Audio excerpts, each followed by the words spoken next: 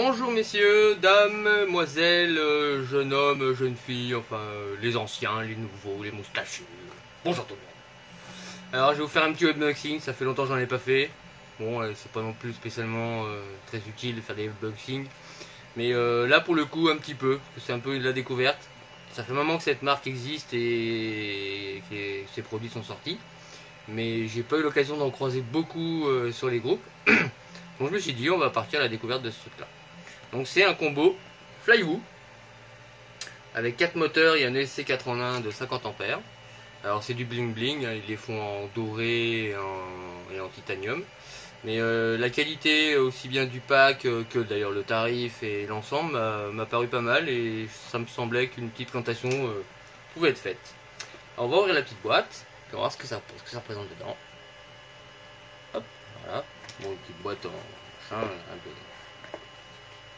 un petit écrin. Voilà.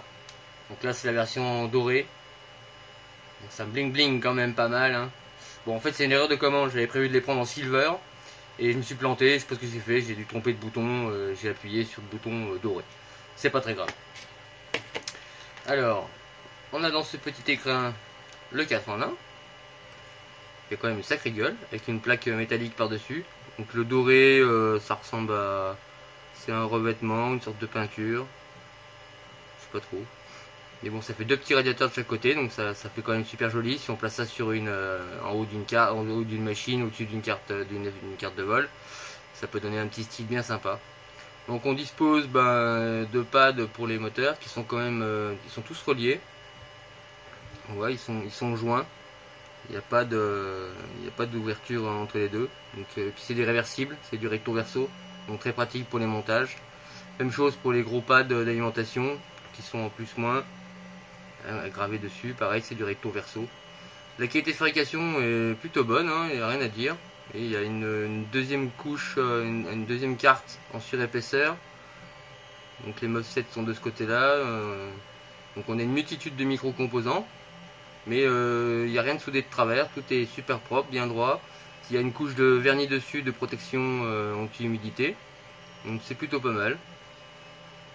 Voilà, donc après ça reste un 4 en 1 classique, hein, on a les 4 sorties, on va vérifier après, mais je sais plus, je crois qu'il y a la consommation, on a la puce qui est là, la consommation, télémétrie, etc. C'est un 50 ampères 32 bits, voilà. Par contre il me paraît ultra léger, ça c'est un truc de fou.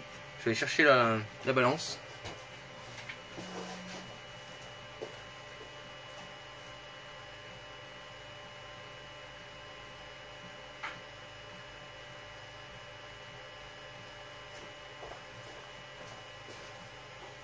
Hop, on va mettre vers vous quand même.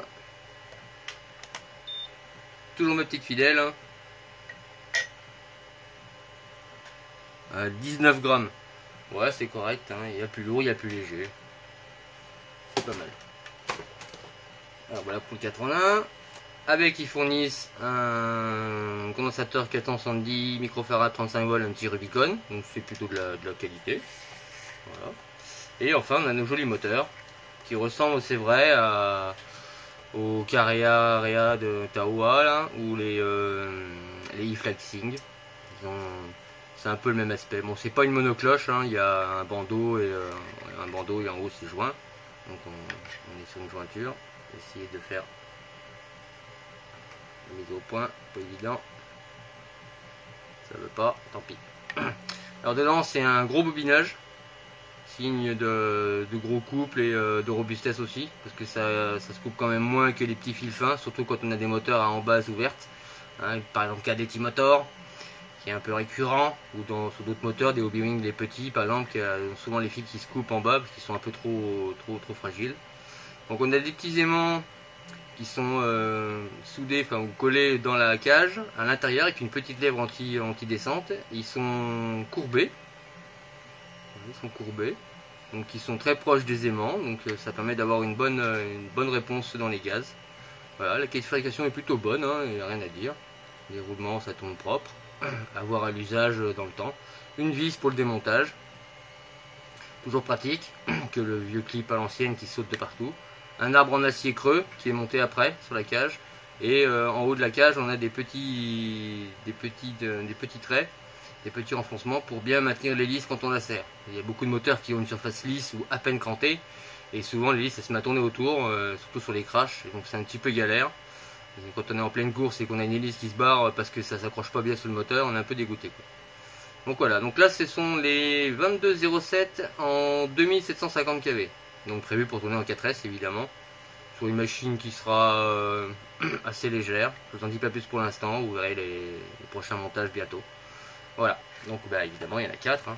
Ces moteurs existent aussi en 1750 kV et aussi en 2450 il me semble, et également en 2306 pour ceux qui veulent vraiment du gros couple. Donc voilà pour les moteurs, on a des grands fils, c'est du 18 AWG, ils sont très longs, donc on va pas être emmerdé pour faire le montage. Voilà, bon maintenant c'est la norme aussi, hein, mais comme on met tous des 4 en 1, ils prévoient des fils quand même assez longs. Ce serait dommage d'avoir 4 moteurs et un 4 en 1 et d'être obligé de rallonger. Dans la boîte on a plein de petits accessoires, donc un petit sachet avec des petits spacers pour monter le SC, avec bah, évidemment une fiche JST pour le branchement. Un écrou doré pour chaque moteur, et les vis, bon par contre il n'y en a que 4, donc c'est taille unique, donc il ne faut pas avoir des bras trop épais si on fera changer les vis. Par contre elles ont la particularité d'avoir du frein filet dur, on le voit un petit peu là, ouais c'est bleu, il y a un petit peu de frein filet industriel de coller dessus, ça c'est top, ça évitera à la vis de se barrer une fois qu'elle sera montée. Donc on a les 4 petits sachets, voilà. Au fond, bah, une petite dock pour le 4 en 1. Donc ça tombe bien, donc c'est bien ce que je disais tout à l'heure, hein. On a GND, un VBAT, les 4 sorties USC, une sortie courante et une sortie TX pour la télémétrie des ESC. Donc c'est plutôt complet, ça tourne jusqu'en 6S, c'est du BLI32 en 50 A, 60 A en pic, il n'y a rien à dire, ça prend le D-Shot 1002, c'est tout ce qu'il y a de plus normal à l'heure actuelle en ESC 4 en 1. Et enfin, une petite planche de stickers. C'est toujours sympa, en plus ils ont de la gueule, ils sont mignons, ça fait manga un peu. Très joli. Voilà. Et ben j'ai hâte de recevoir le reste du setup pour pouvoir monter cette machine. Et on fait voir un peu ce que ça donne en utilisation, ce petit combo. Aussi bien les moteurs que le SC. Voilà. Bon, c'était un petit unboxing rapide sur ce petit combo Flywoo. On trouve environ à 125 € chez Banggood, donc ça fait quand même pas cher. Hein, parce que quand on sait que des moteurs comme ça vaut 20 € pièce, et qu'un ESC c'est dans les 60 balles. Là en prenant un pack comme ça à 125, même à 130, on est forcément gagnant sur la quantité par rapport au prix. Voilà messieurs, et ben, je vous dis à bientôt pour la suite, pour les tests, et pour de prochains montages et les prochaines vidéos. Tchuss les gars!